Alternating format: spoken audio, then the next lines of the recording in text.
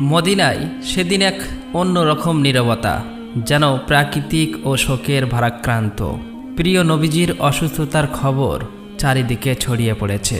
হজরত ফাতেমা রাদিয়াল্লাহু তাআলা আনহা ছুটে চলেছে রাসূল সাল্লাল্লাহু আলাইহি ওয়াসাল্লামের বাড়ির দিকে। সেদিন আকাশের চাঁদ যেন ফিকে হয়ে গেছে। সাহাবীরা বসে আছেন, কারো চোখে অশ্রু, কারো বা অন্তর পাথরের মতো ভারী হয়ে গেছে।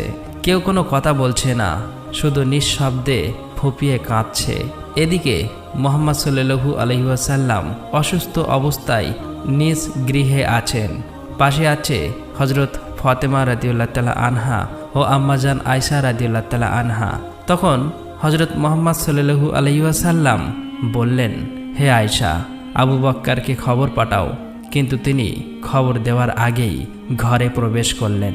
তখন মুহাম্মদুর রাসূলুল্লাহ সাল্লাল্লাহু আলাইহি ওয়াসাল্লাম বললেন, হে আবু বক্কর, আমি তোমার কাছে আমানত রেখে গেলাম, তুমি আমার সাহাবাদের লক্ষ্য রেখো।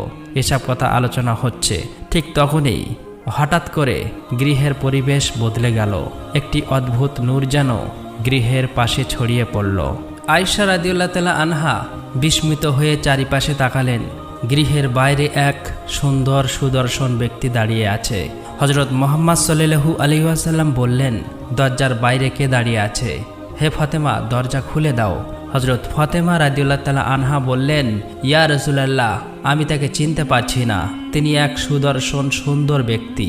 তখন মুহাম্মদুর রাসূলুল্লাহ সাল্লাল্লাহু আলাইহি ওয়াসাল্লাম বললেন, তুমি তাকে চিনবে কিভাবে? তিনি এমন একজন সুন্দর সুদর্শন ব্যক্তি, যেখানে যায় কখনো খালি হাতে ফেরেন না। তিনি আর কেউ না, তিনি হলেন হজরত আজরাইল ফেরেশতা। এই কথা শুনেই হজরত ফাতেমা রাদিয়াল্লাহু তাআলা আনহা চোখ দিয়ে অশ্রু গড়িয়ে পড়তে লাগলো। তখন হজরত আজরাইল ফেরেশতা সালাম দিয়ে ঘরের ভিতরে প্রবেশ করলেন এবং বললেন, আসসালামু আলাইকুম ইয়া রাসূলুল্লাহ, ইয়া রাহমাতুল্লিল আলামিন। আল্লাহ রাব্বুল আলামিন আপনাকে সালাম জানিয়েছেন। আল্লাহ রাব্বুল আলামিন আমাকে আপনার কাছে পাঠিয়েছেন। ইয়া রাসূলুল্লাহ, আপনি অনুমতি দিলে তবেই জান কবজ করব, আর নয়তো ফিরে যাব। আপনার যতদিন ইচ্ছা ততদিন এই পৃথিবীতে থাকবেন।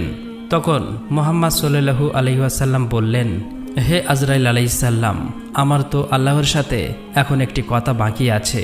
ইয়া রাসূলুল্লাহ, কি কথা বাকি আছে? তখন রাসূল সাল্লাল্লাহু আলাইহি ওয়াসাল্লাম বললেন, আমার ভাই জিবরাইল আলাইহিস সালাম কোথায়? আমি তার সাথে সাক্ষাৎ করতে চাই। তখন জিবরাইল আলাইহিস সালাম প্রথম আসমানে ছিলেন। এই কথা শোনা মাত্রই হযরত জিবরাইল আলাইহিস সালাম প্রথম আসমান থেকে অতি দ্রুত রাসূল সাল্লাল্লাহু আলাইহি ওয়াসাল্লামের গৃহে প্রবেশ করলেন। ঘরের ভিতরে এক